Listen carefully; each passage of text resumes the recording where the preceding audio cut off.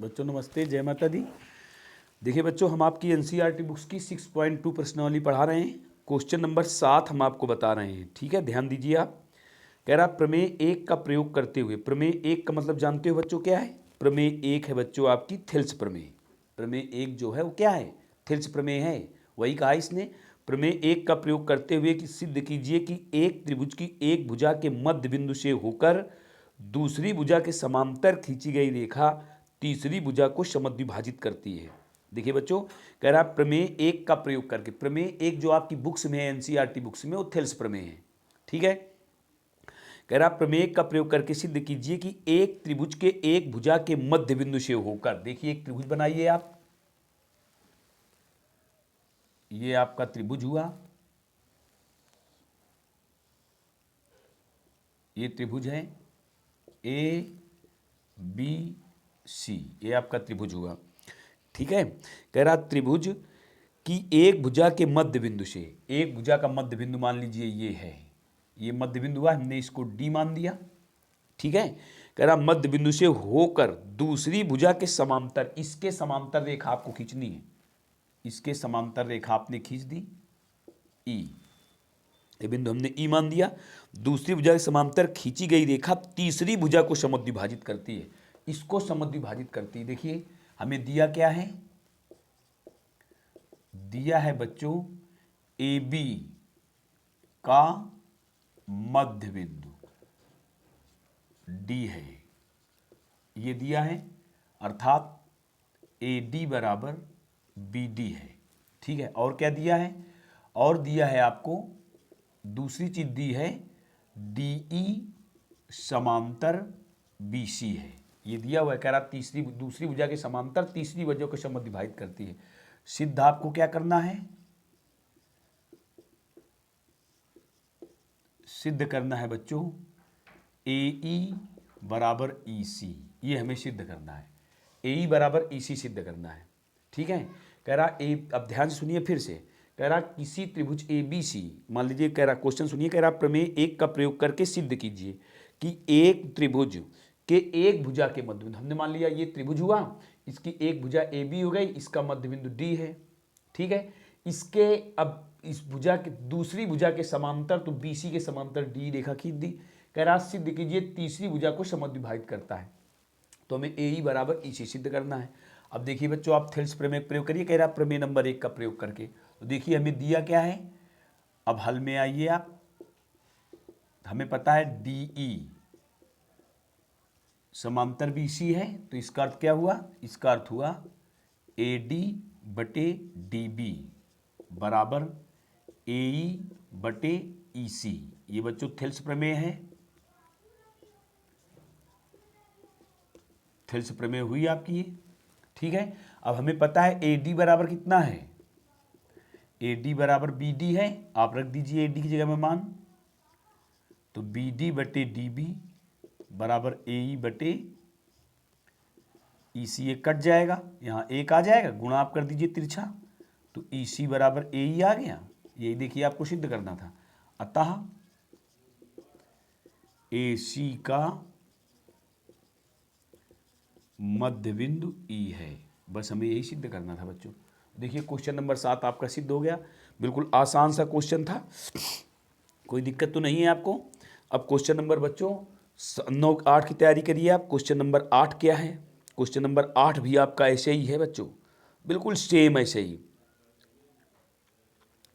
देखिए आप question number 8 आइए, क्वेश्चन नंबर 8 में आते हैं हम।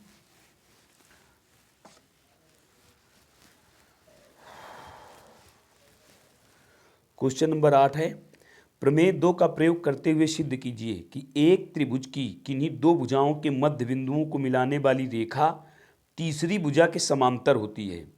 याद कीजिए आप कक्षा 9 में ऐसा कर चुके हैं, ये आपके क्वेश्चन में लिखा हुआ बच्चों।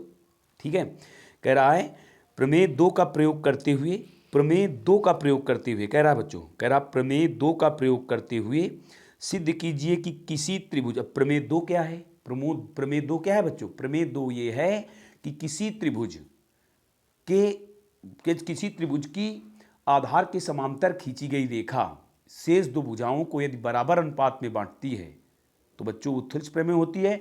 तो थेल्स प्रमेय का विलोम, ठीक है बच्चों, थेल्स प्रमेय का विलोम प्रमेय नंबर 2 है। तो देखिए अब हम चित्र बना के बता रहे हैं पहले आपको। कह रहा है सिद्ध कीजिए एक त्रिभुज की किन्हीं दो भुजाओं के मध्य बिंदुओं को मिलाने वाली रेखा, ये आपका त्रिभुज हुआ, ये त्रिभुज हुआ। और कह रहा है, क्या कह रहा, इस त्रिभुज के मध्य बिंदु, किसी इस त्रिभुज की दो भुजाओं के मध्य बिंदु ए बी सी हुआ, ये आपका त्रिभुज हुआ। हमने मान लिया इसका मध्य बिंदु ये डी है और इसका मध्य बिंदु ये ई है, इनको मिलाने वाली रेखा ये डी कह रहा बी सी के समांतर है, ये हमें सिद्ध करना है। अब बच्चों देखिए इसमें दिया क्या है, दिया है हमें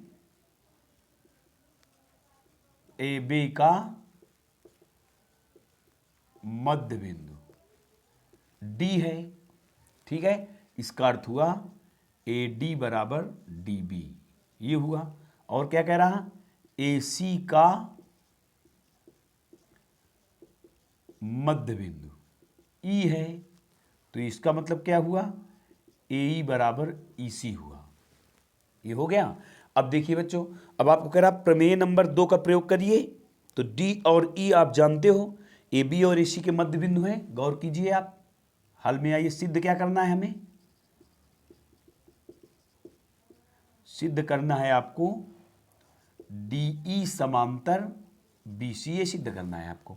तो अब हल में आइए, देखिए आपको पता है ए डी बराबर डी बी, ये आपको ज्ञात है। तो आप क्या लिख सकते हो यहाँ, ए डी बटे डी बी बराबर 1 लिख सकते हो आप। देखिए ये दोनों बराबर, इसी प्रकार ए सी ए ई बराबर ई सी मालूम है आपको, ये समीकरण नंबर 1 डाल दीजिए आप।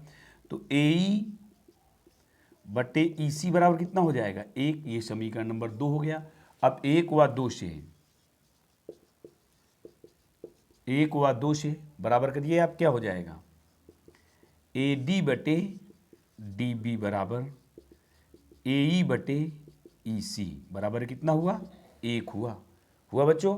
तो आपने देखा क्या ये दोनों बराबर हैं, बराबर है ना। जब बराबर है तो इसका अर्थ क्या हुआ, थेल्स प्रमेय का पालन कर रहे हैं। अतः डी ई समांतर बी सी, यही आपको सिद्ध करना था, ये आपका सिद्ध हुआ। तो बच्चों इस प्रकार से आपके 2 क्वेश्चन लग गए, 7वां और 8वां, 7वां और 8वां क्वेश्चन आपका कंप्लीट हो गया बच्चों। अब हम आपको फिर अगले वीडियो पर मिलेंगे, अगले वीडियो में हम आपको फिर बताएंगे क्वेश्चन नंबर 8वां और 9वां देख लीजिए। अच्छा बच्चों अभी समय नहीं हुआ आपका, तो क्वेश्चन नंबर 9 भी देख लीजिए आप, क्वेश्चन नंबर 9 देख लीजिए आप। क्वेश्चन नंबर 9 हम आपको बता रहे हैं, देखिए क्वेश्चन नंबर 9 क्या है, कह रहा है ए बी सी डी एक समलंब है जिसमें ए बी समांतर डी सी है तथा उसके विकर्ण परस्पर ओ पर प्रतिच्छेद करते हैं। तो दर्शाइए कि ए ओ बटे बी ओ बराबर सी ओ बटे डी ओ है। ठीक है बच्चों, हमें इसमें खुद दिया हुआ है समलंब, कह रहा है ए बी सी डी एक समलंब है। तो इस समलंब किसे कहते हैं बच्चों, ऐसा चतुर्भुज जिसकी दो भुजाएं समांतर हों और शेष दो भुजाएं असमांतर हों, ए बी सी डी, ये समलंब हुआ आपका। ठीक है बच्चों, अब कह रहा है देखिए समलंब जिसमें ए बी समांतर डी सी, देखिए ए बी समांतर डी सी है आपकी, और कह रहा है इनके विकर्ण परस्पर ओ पर प्रतिच्छेद करते हैं। तो विकर्ण खींचिए, और ये परस्पर ओ पर प्रतिच्छेद करते हैं, ये परस्पर ओ पर काट रहे हैं बच्चों। ठीक है, ओ पर प्रतिच्छेद करते हैं। तो हमें सिद्ध क्या करना है, सिद्ध करना है आपको, सिद्ध करना है एओ बटे ओ सी, एओ बटे बी ओ बराबर सी ओ बटे डी ओ, सी ओ बटे डी ओ आपको सिद्ध करना है। ठीक है बच्चों, अब देखिए आप सर्वप्रथम आप क्या करोगे, ए बी के समांतर रेखा, ए बी के समांतर रेखा या डी सी का आप रचना कर लीजिए। रचना में आप क्या लिखोगे, रचना में आप लिखोगे ए बी और डी सी के समांतर, ये दोनों समांतर रेखाएं हैं, ए बी अथवा डी सी के समांतर रेखा, ठीक है बच्चों, क्या करोगे, एक हमने रेखा ईओ खींच दी, ये ईओ आप रेखा खींच दीजिए। ठीक, आप चाहो तो दूसरी स्थिति से, यदि आप रचना ना करना चाहो तो मत करो रचना, हम आपको दूसरे तरीके से बता रहे हैं। देखिए आप रचना मत करो, आपको सीधे बता दें। देखिए बच्चों, ये दोनों भुजाएं समांतर हैं, तो आप गौर कीजिए त्रिभुज ओ डी सी और त्रिभुज ओ ए बी में, आपको दूसरा तरीका बता रहे हैं। गौर कीजिए, क्योंकि ये दोनों रेखाएं समांतर हैं, तो ये दो रेखाएं समांतर होती हैं तो उनके एकांतर कोण बराबर होते हैं। गौर कीजिए आप, कोण ओ डी सी बराबर कोण ओ बी ए हो जाएगा, ओ बी ए हो जाएगा, ये एकांतर कोण है बच्चों, क्योंकि दोनों रेखाएं समांतर हैं हमें पता है। और साथ में ओ सी डी, त्रिभुज ओ सी डी बराबर होगा कोण ओ A B, O A B, ये भी बच्चों एकांतर कोण है। क्यों एकांतर है, क्योंकि हम लिखे दे रहे हैं ए बी समांतर डी सी। तो देखिए बच्चों, इन दोनों त्रिभुजों के दो कोण बराबर हैं, ये कोण बराबर है आपका इसके, और ये कोण बराबर है आपका इसके। ठीक है बच्चों, तो आप देखिए जब ये दोनों कोण बराबर हैं त्रिभुज कैसे होंगे, अतः त्रिभुज ओ डी सी समरूप त्रिभुज, ओ तो ओ ही रहेगा, शीर्षाभिमुख है, ऑटोमेटिक बराबर होगा। अब डी के बराबर कौन सा कोण है, बी है। देखिए डी के बराबर आपने बी लिखा हुआ है, तो जहां डी दूसरे नंबर पर है दूसरे नंबर पर आप बी लिखोगे, फिर इसके बाद सी तीसरे नंबर पर, सी तीसरे नंबर पर आप ए लिखोगे। और हम आपको बता चुके हैं कि दो त्रिभुज समरूप होते हैं तो उनकी संगत भुजाओं का अनुपात बराबर होता है। तो आप क्या लिखोगे यहां, ओ डी बटे ओ बी, ये हुआ आपका, बराबर ओ सी बटे ओ ए, ये हो गया। अब देखिए बच्चों, अब इस तिरछा गुणा कर दीजिए आप, ओ डी इंटू ओ ए बराबर ओ बी इंटू ओ सी हो जाएगा। अब आपको ओ ए के साथ ओ बी लाना है, ओ ए के साथ ओ बी लाना है, देखिए ये सिद्ध करना है। तो ओ ए ये इंटू में है, इधर आ काय का हो जाएगा, भाग का हो जाएगा, ओ ए बटे ओ बी बराबर ओ सी बटे ओ डी। देखिए आपको यही सिद्ध करना था, आप इससे रचना से बच गए बच्चों। हमने आज दो त्रिभुज समरूपता में ले लिए, दो त्रिभुज समरूप सिद्ध कर दीजिए। और आप जानते हैं दो त्रिभुज समरूप हैं तो उनकी संगत भुजाओं का अनुपात बराबर होता है, यही हमने किया। देखिए कोई रचना नहीं की, हमने देखा ये भुजा इसके समांतर है तो ये कोण इसके बराबर होगा, ये कोण इसके बराबर होगा, अर्थात ये त्रिभुज इसके समरूप होगा। और जब समरूप होगा तो उनकी संगत भुजाओं का अनुपात बराबर होता है। आपका ये भी क्वेश्चन सिद्ध हो गया। अब क्वेश्चन नंबर 10 बचा है, तो देखिए क्वेश्चन नंबर 10 भी देख लीजिए आप। क्वेश्चन नंबर 10 में आइए, क्वेश्चन नंबर 10, क्वेश्चन नंबर 10 बच्चों इसका विलोम है सेम। क्या है, कह रहा एक चतुर्भुज ए बी सी डी के विकर्ण परस्पर बिंदु ओ पर इस प्रकार प्रतिच्छेद करते हैं कि ओ ए ओ बटे बी ओ बराबर सी ओ बटे डी ओ। कह रहा है, ठीक है बच्चों, कह रहा है एक चतुर्भुज ए बी सी डी के विकर्ण परस्पर, एक चतुर्भुज आप बनाइए, ये आपका चतुर्भुज हुआ ए बी सी डी, ये चतुर्भुज हुआ आपका, ठीक है। और क्या कह रहा, चतुर्भुज ए बी सी डी के विकर्ण परस्पर बिंदु ओ पर इस प्रकार प्रतिच्छेद करते हैं, इसके विकर्ण ये ओ पर प्रतिच्छेद कर रहे हैं, ये आपके ओ पर प्रतिच्छेद कर रहे हैं। और किस प्रकार प्रतिच्छेद कर रहे हैं कि ए ओ बटे बी ओ बराबर सी ओ बटे डी ओ। इस बार हमें ये दिया हुआ है बच्चों, ये आपको कह रहा है दिया है, ये दिया हुआ है आपको। और सिद्ध क्या करना है, सिद्ध करना है ए बी सी डी एक समलंब है, जस्ट इसका विलोम, ये सिद्ध करना है आपको। कह रहा है सिद्ध करना है आपको, सिद्ध करना है ए बी सी डी समलंब है।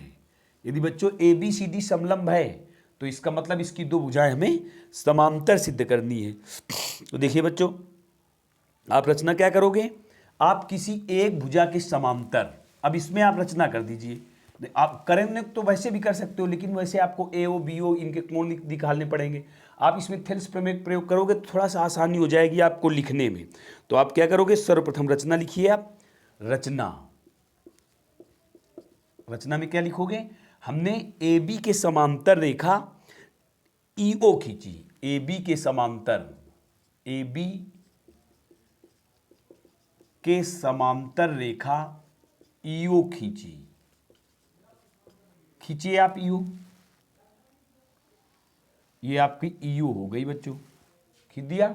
अब ध्यान दीजिए आप स्वयं, देखिए तिरछी रेखा काट रही है। जब आपने ईओ समांतर ए बी किया, ईओ समांतर ए बी है, अब त्रिभुज देखिए, त्रिभुज ए डी बी में आइए, ए डी बी में देखिए ईओ समांतर क्या है, ए बी है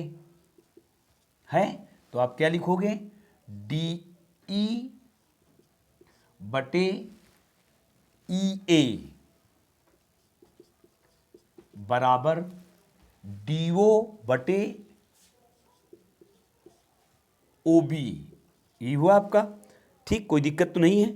और दिया हमें क्या है बच्चों, दिया है हमें डीओ बटे ओ बी दिया है आपको। ये क्या दिया हुआ है, एओ बटे बीओ बराबर सीओ बटे डीओ दिया है कि नहीं दिया, दिया है आपको सीओ बटे डीओ। अब देखिए आप इसका इधर गुणा कर दीजिए, आप ऐसे कर सकते हो इसको, एओ इंटू डीओ, इससे मान निकालिए आप, बराबर सीओ इंटू बीओ। अब डीओ बटे बीओ निकालिए आप, क्या हो जाएगा, यहाँ लिखे दे रहे हैं, डीओ बटे बीओ बराबर कितना हो जाएगा, सीओ बटे एओ, ये हो जाएगा। इसको समीकरण नंबर 1। अब समीकरण नंबर 1 में मान रख दीजिए, 1 में मान रखने पर रख दीजिए आप, कितना आ जाएगा, डीई बटे ई ए बराबर डी बटे ई ए बराबर सीओ बटे एओ हो जाएगा। तो आपने क्या देखा, अब गौर कीजिए, ईओ किसके समांतर हो गई, डीसी के समांतर हो गई। अतः आपने क्या देखा, ईओ समांतर डीसी, और आपने ईओ समांतर ए बी किया है, तो आप क्या लिख दोगे, इसलिए ईओ समांतर ए बी समांतर डीसी हो गया।